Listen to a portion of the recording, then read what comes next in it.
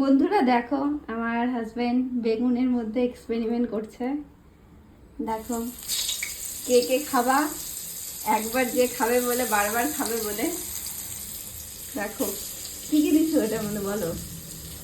এটার মধ্যে গরম মশলা, মিট মশলা, হলুদ, আর তারপরে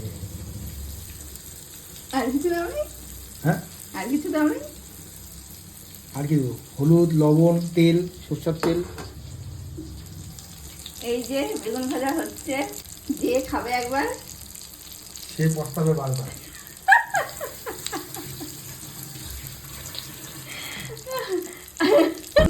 বেগুনে এক্সপেরিমেন্ট। কমেন্টে একটু জানিও কে কে দেয় বেগুনের মধ্যে মিট মশলা, গরম মশলা গুঁড়ো। এটা খাওয়া যাবে কিনা আদৌ বলতে পারছি না, হোক তারপর দেখা যাক কি হয়।